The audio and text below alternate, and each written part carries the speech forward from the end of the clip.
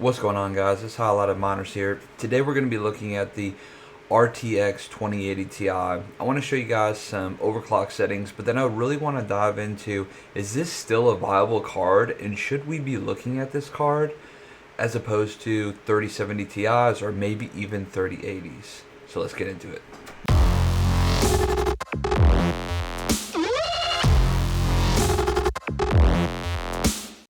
Alright, so first let's go ahead and take a look at what the overclock settings are that I traditionally use for the 2080 Ti. I do prefer using my 2080 Ti on T-Rex miner, and we will be mining Ethereum, so it could change slightly if we're going to mine something such as Flux and or Ravencoin. So I'm going to open up my Ethereum 2 miners here. Let this start going. Now, I actually overclocked this particular rig with the NZXT cam. I do not think it's better than MSI Afterburner, but I am running an NZXT case. This is my main rig, and that allows me to control the lighting. So let's go ahead and take all this back to zeros. Actually, why don't we go and do this here? Let's apply this. Alright, so as you can see, we're starting all on zeros. Now, I do know that MSI Afterburner is something that a lot of people do use, so I'll show you guys where you would change this in MSI Afterburner as well. But let's wait and let this catch up here. Alright, so you can see we're at about 44.82. I'll speed up the video a little bit while we're waiting for the hash rate to normalize. Okay, so as you can see here, looks like we're getting about 44, 43 at stock. So what I like to do is actually take the core clock back roughly around 100. Let's just get this here and apply that and see what happens. Now, Ethereum is more memory heavy, so we're definitely going to see the biggest changes when we change the memory. I just like to move the core clock back about 100, then change the memory clock, then go ahead and start changing the power limit. If you guys don't know how to use T-Rex Miner, I will leave a link in the top right corner on a video that I did showing you how to install that. Okay, as you can see, we're getting about 42 again. 42. So we didn't really see much change with the core clock. So what we're going to do is let's go ahead and take this to 1,000 and see where that normalizes. Again, I'll speed this up for you guys.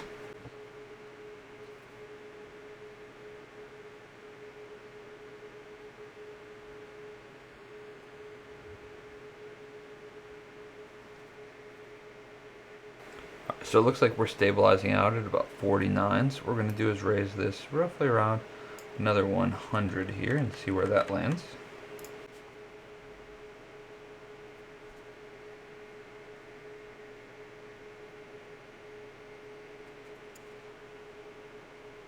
Looks like we stabilized out there a little bit. Let's push this a little bit harder now. Let's go right around that 1300 mark.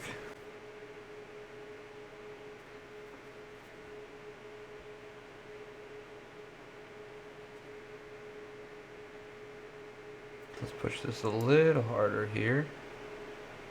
See what it does right around that 14.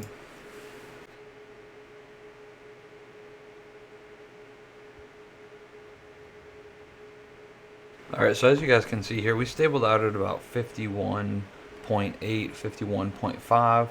Now I am running OBS on the machine that this is mining, so I'm going to go ahead and show you guys a screenshot of what this actually mines with these settings. What I would do at this current point is I would start taking that power limit down by 5% until you see a negative impact on the hash rate. Now, when it comes to MSI Afterburner, this is what the new MSI Afterburner looks like. Let's see if we can't get rid of this here. So, where I was, the core clock, the memory clock, the power limit were all things that we changed. So on here, you see the power limit. you see the core clock, and you see the memory clock. You can click this, type in what you want, same here, same here. You then hit this check mark to apply it. Now, one thing I do like about MSI Afterburner that NZXT doesn't do is if you click this A button right here, this will allow you to auto select your fan speed, whereas on NZXT it does that automatically, and it will change based on what your temperature limit is. So as you guys can see, you can push around 61 to 62 mega hash per second on this card. So what I really want to talk about is the price of this card. So the RTX is currently, and if you don't know, you can go into eBay here, go ahead and type this out. If you scroll all the way down here, show only, go ahead and click on the sold items. This will show you what they actually sold for recently. So we can see 880. You know, there's plenty of them here under that $1,000 mark. That's a 920, or excuse me, 912, 920, 960, 911.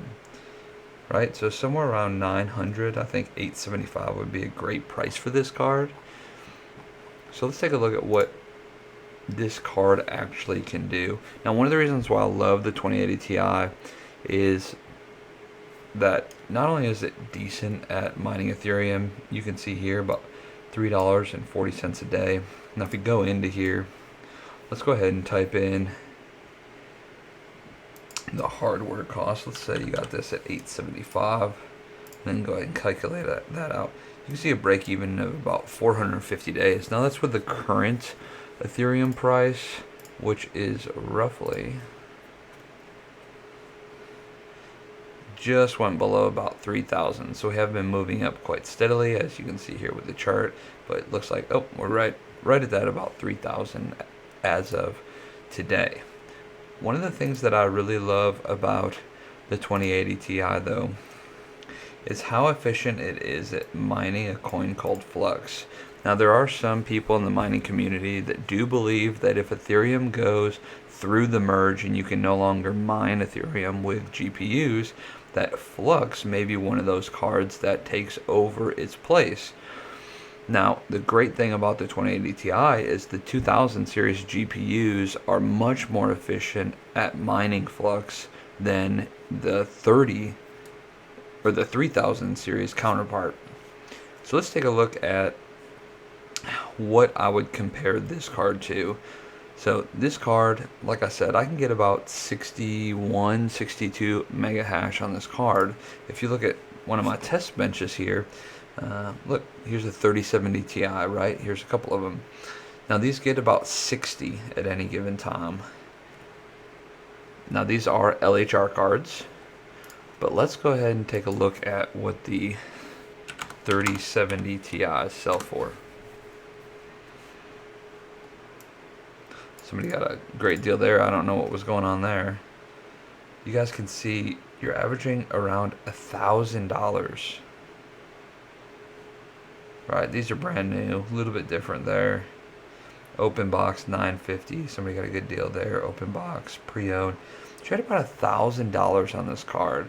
So you could potentially get the same mega hash per second as the 2080 Ti from the 3070 Ti LHR card.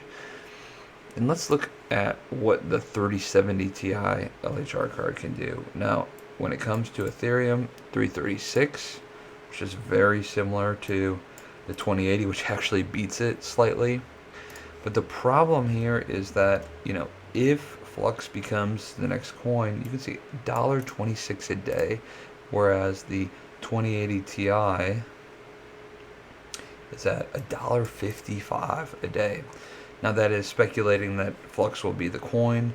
That's not, you know, set in stone. One of the other coin people have talked about is this Raven coin, maybe even Furo.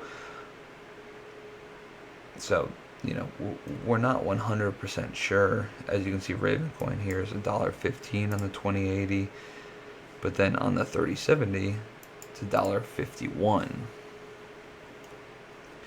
But when it comes to Ethereum, which is what people are mining now, the 2080 Ti actually beats out the 3070 Ti. When you come in here and you go ahead and do a hardware cost of $1,000, let's say you got a used one for, the other one was close to 450 days. You're an additional 70 days on this card just because of the cost, and it slightly underperforms the 2080 Ti. In my opinion, I would still buy 2080 Ti's over 3070 LHR cards. That's just me though. I do believe that Flux is going to be a coin that I'm going to be mining a lot of, and the 2000 series just outperform it. But now let's take a look at the 3080 LHR cards. Now the 3080 LHR cards make $3.37 a day. Now this is just typing this in. So it's just going to pull whatever wattage, whatever mega hash these traditionally get on what to mine.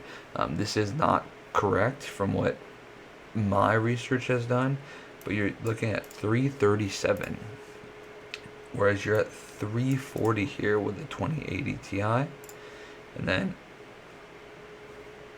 on the 3070 you're at 336. So again, it's outperforming the 3080 LHR. Now I can tell you that I do have a 3080 LHR that I did put on my mining rig. As you can see, I'm getting around that 75, so that's definitely different than what they showed. But guys, it's still very, very close. Let's take a look at what the 3080 are selling for. 1100, 1200. These are pre-owned, right? Somebody got a great price there. Look at this, brand new. These prices are so crazy. That's a 2080 Ti. Prices, they're still crazy. This is a Founders Edition, I believe, so that's going to be non-LHR, so that is unlocked. That'll probably pull roughly around 100, 110, depending. Look at this. Pre-owned, 15. Non-LHR, though. Non-LHR. These cards are going for crazy prices, guys. Still crazy prices. So what we've seen here is, what is that, 1250. So if you go ahead and you come in here and you calculate out, let's say 1100, you get it for a great deal. Guys, you're still at 575 days. I don't want you guys sleeping on these 2080 Ti cards. I think that they're still very viable. I think they do great on Flux if you're going to shift over to that coin and you believe in that project. I think the parallel assets on Flux are something that's going to keep that project going for quite a while. But guys, I really appreciate y'all coming out, spending some time with me. If you don't mind, please smash that subscribe button, hit that like button. You know how much the YouTube algorithm likes it, and we'll see you next time.